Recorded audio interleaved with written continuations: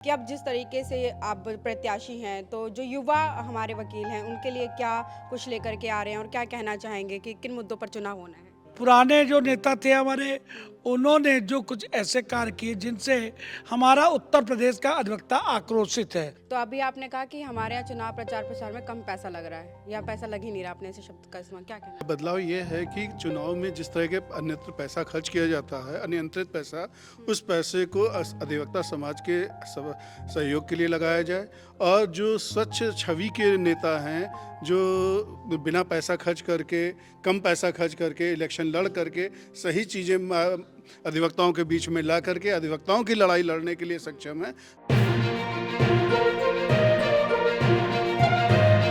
नमस्कार, मैं हूं दिव्या श्रीवास्तव और आप सभी देख रहे हैं UP 24 network. Bar council of Uttar Pradesh का चुनाव होना है। हमारे साथ प्रत्याशी आशीष चतुर्वेदी, जिनसे तमाम मुद्दों पर तो हम बात करेंगे। साथ ही साथ पूछना यह है कि अब जिस तरीके से आप प्रत्याशी हैं, तो जो युवा हमारे वकील हैं, उनके लिए क्या कुछ लेकर के आ रहे हैं और क्या कहना चाहेंगे कि किन मुद्दों पर चुनाव होना है? देखिए, उत्तर प्रदेश में बार काउंसिल का मतदाता नए नेतृत्व के लिए अपना चुनाव करवा रहा है और नए अधिवक्ता नेता की तलाश कर रहा है। पुराने जो नेता थे हमारे, उन्होंने जो कुछ ऐसे कार्य किए जिनसे हमारा उत्तर प्रदेश का अधिवक्ता आक्रोशित है।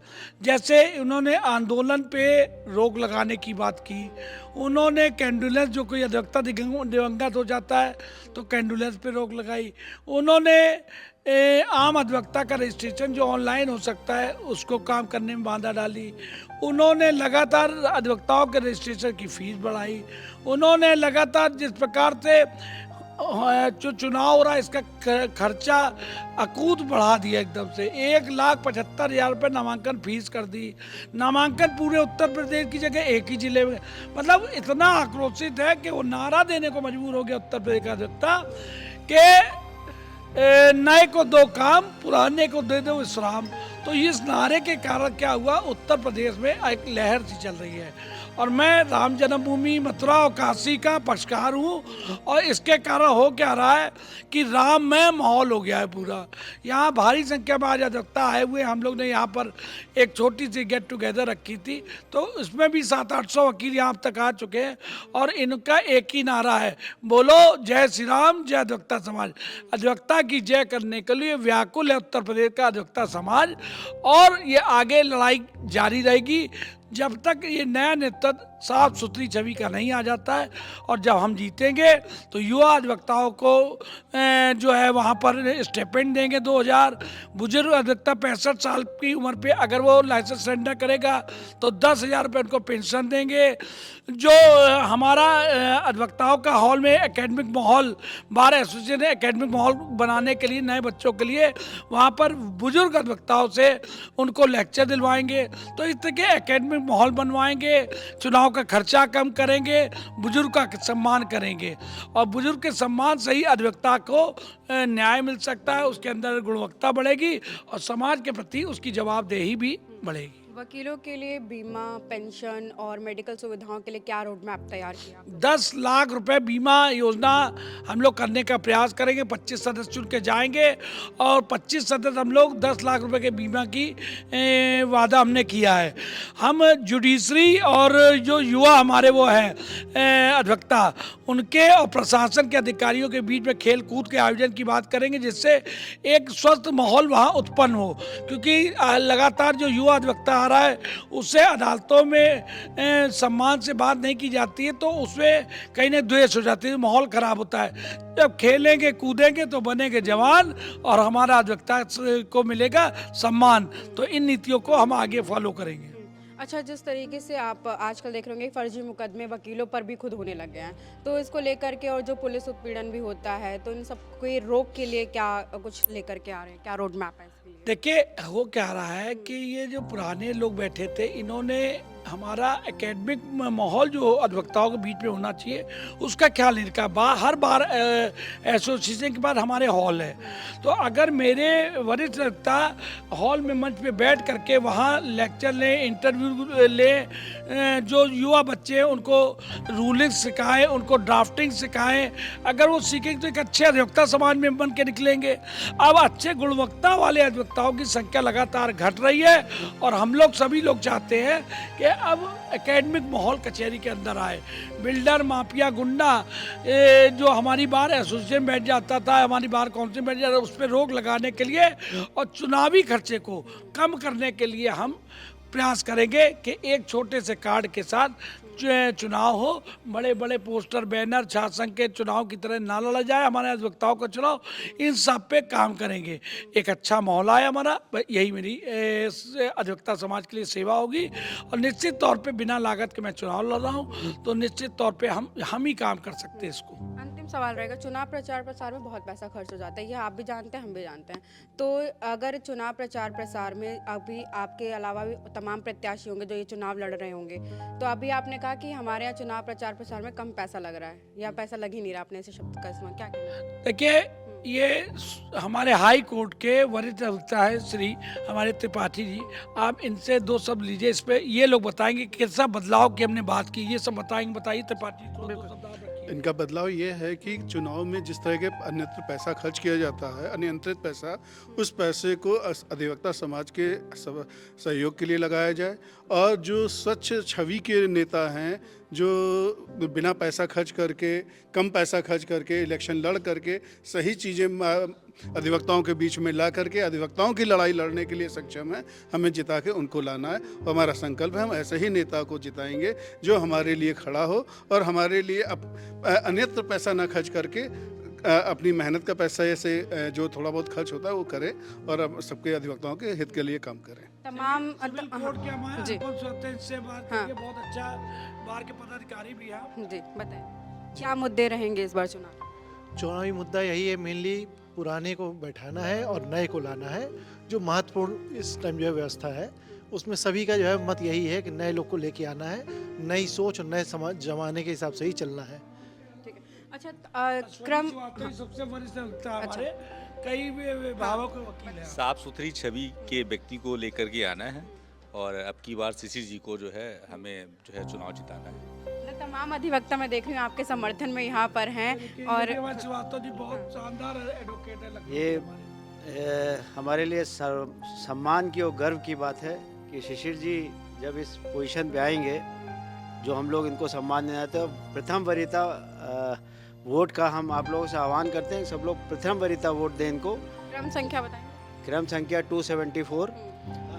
और जिससे एक इतिहास, मैं जहाँ तक समझ रहा हूँ आप एक इतिहास रचने जा रहे हैं। और वो हमारा प्रत्याशी नहीं जीते, हमारा चेयरमैन भी शिशिर भैया जैसा हो। आपके लिए तो नारे भी लगे। हाई कोर्ट के से आए हुए, बाराबंकी से आए हुए पार्थ जी है, युवा अधिवक्ता है। मैं यही कहना चाहूँगा कि सभी लोग क्रम संख्या 274 पर प्रथम वरीयता का वोट दें और सुंदर, स्वच्छ, जो ईमानदारी से काम करते हैं उनको इस बार जिताकर लाना है। तो देखिए, क्या चेंज देख रहे हैं आप इस चीज़ को लेकर? मैं देख रहा हूँ कि जो युवा अधिवक्ताओं के लिए काम करते हैं, जैसे कि सब लोग पार्टियों में जाता हूँ, देखता हूँ अधिवक्ताओं की काफ़ी पार्टियों में गया हूँ, कोई गलत तरीके से जैसे पैसा बंटवा रहा है, कोई प्रत्याशी, कुछ जो पुराने प्रत्याशी हैं पैसा बंटवा रहे हैं, बड़ी बड़ी होल्डिंग लगा रहे हैं। तो मैं ये पूछना चाहता हूँ, ये पैसा उनके पास आता कहाँ से है? कहाँ से वो इतना सब लागत खर्च करते हैं? तो वसूलते तो हम लोगों से ही हैं। तो इसलिए मैं चाहता हूँ कि एक बार ईमानदार नेता शिशिर चतुर्वेदी जो बार काउंसिल के प्रत्याशी हैं, उनको क्रम संख्या 274 पर प्रथम वरीयता का मत देकर भारी मतों से विजयी बनाएं। नितिन, आपका क्या कहना है जिस तरीके प्रत्याशी कैसा हो? बार काउंसिल प्रत्याशी कैसा हो? शिशिर भैया जिंदाबाद, जिंदाबाद, जिंदाबाद। क्या मुद्दे रहेंगे इस बार चुनाव के? देखिए, मुद्दे तो हमेशा से वही रहे हैं। हमारे जो नए अधिवक्ता हैं उनके लिए कार्य करना, जो हमारे सीनियर एडवोकेट हैं उनके लिए कार्य करना। देखिए जिस तरह आप देखिए सरकार हमें कुछ नहीं देती, सरकार हम लोग का जो एक वकील वर्ग बुद्धिजीवी वर्ग है उसके लिए सरकार कभी कुछ नहीं करती। ना हमें मेडिकल फैसिलिटी मिलती है, ना हमको रेलवे में कोई छूट मिलती है। अभी देखिए टोल में इतना बड़ा कांड हुआ, देखिए चुनाव का माहौल चल रहा है। अगर सरकार चाहती तो जो अधिवक्ता हैं, इतने अधिवक्ता रोज जाते हैं, कम से कम उनको टोल में तो कम से छूट देनी चाहिए। लेकिन सरकार इधर कोई ध्यान नहीं दे। सरकार का ध्यान किधर है कि हमारी कचहरी को यहाँ से शिफ्ट कर दे। जिस तरह से हमने सूचना प्राप्त हो रही है कि यहाँ की कचहरी लखनऊ सिविल कोर्ट को यहाँ से शिफ्ट करने की तैयारी चल रही है। बताइए कचहरी एक ऐसी जगह है जो हमेशा सेंटर पॉइंट पर होनी चाहिए, चाहे अधिवक्ता हो और चाहे वादी हो, सबके लिए वो ऐसी जगह होनी चाहिए जहां वो आराम से पहुंच सके। अब उसकी तैयारी हो रही है कहाँ? मोहनलालगंज जेल के पास। बताइए कितनी गलत बात है। अब हमारे होगा क्या कि जैसे लोग वहां बैठ जाएंगे वो सरकार के नुमाइंदे हो जाएंगे, सरकार के इशारे पे चलेंगे और हमारी कचहरी हो जाएगी। जो हजारों वकील जिनको परेशानियां होंगी उनकी कहीं आवाज़ नहीं सुनी जाती। तो आज हमको एक ऐसा प्रत्याशी चाहिए जो सरकार की नहीं अधिवक्ताओं की सुने, और ये इसलिए हम ऐसा अधिवक्ता चुनना चाहते हैं। ये सारे गुण हमारे शिशिर जी में हैं। शिशिर जी को 274 नंबर पे भारी मतों से अगर हम विजय बनाएंगे तो हमको ये पूर्ण विश्वास है कि वो अधिवक्ताओं के हित में कार्य करेंगे, सरकार के हित में नहीं। और अधिवक्ता हित हमेशा से सर्वोपरि होना चाहिए। हाँ, आप महिला अधिवक्ता हैं। मैं ये सवाल भी करने जा रही थी कि महिलाओं की सुरक्षा के लिए मैंने सवाल भी किया। क्या कहना चाहेंगे महिलाओं की सुरक्षा को लेकर के भी, जो अधिवक्ता महिलाएं हैं उनकी सुरक्षा को लेकर के इन्होंने रोड मैप बताया? नहीं, देखिए ये जो है शुरू से ही बहुत सबके लिए मदद करते हैं, महिलाओं की भी बहुत मदद करते हैं। और इनका ये सोच है, ये वकील की ही नहीं बल्कि हर एक महिला की मदद करते हैं। और जिस समय भी कोई बुलाता है ये जाते हैं। ये बहुत अच्छे इंसान हैं और सभी की मदद के लिए हमेशा तत्पर रहते हैं।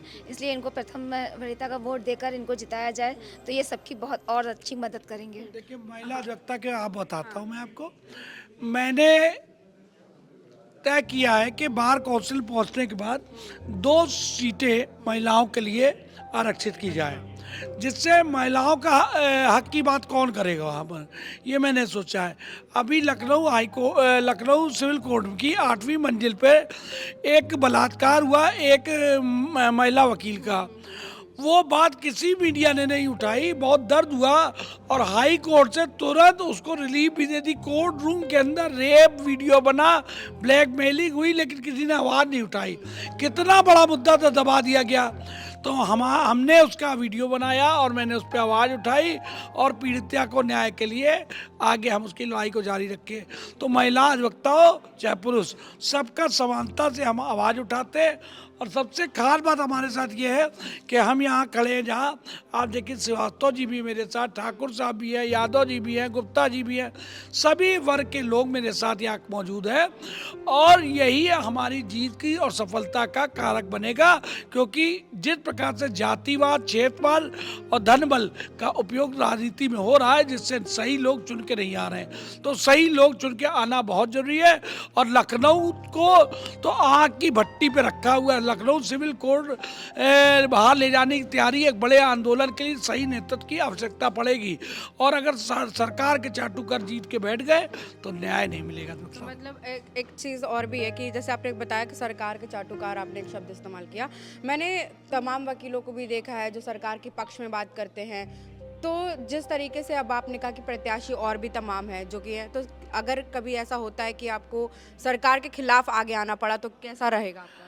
मैं राम जन्मभूमि का पक्षकार रहा हूँ सुप्रीम कोर्ट में। मैंने राम जी की सौगंध खाई है कि मेरे अधिवक्ता भाइयों, मैं हूँ लड़ैया, नहीं बनूंगा तनखैया। मैं हूँ आंदोलनकारी नेता और सरकार की गोद में नहीं बैठूंगा। जब तक 5 साल का मेरा कार्यकाल रहेगा, उस 5 साल में मैं केवल और केवल अपने अधिवक्ता समाज का आंसू पोंछने का काम करूंगा, उसके न्याय में आगे लड़ूंगा और किसी भी सरकार के दिए हुए पद को नहीं ग्रहण करूंगा। जय अधिवक्ता समाज। ठीक है, देखिए, हाँ, हमारे साथ शिशिर चतुर्वेदी है जो कि बार काउंसिल ऑफ उत्तर प्रदेश का चुनाव लड़ने वाले हैं, प्रत्याशी हैं। उन सबने तमाम मुद्दों पे बातचीत करी है। देखिए अब आने वाले समय में चुनाव में क्या होता है तो देखने वाली बात रहेगी। तमाम खबर जानकारी लाते रहेंगे। जुड़े रहे यूपी 24 नेटवर्क के साथ। कैमरा पर्सन कृष्णा के साथ मैं हूं दिव्या श्रीवास्तव। धन्यवाद।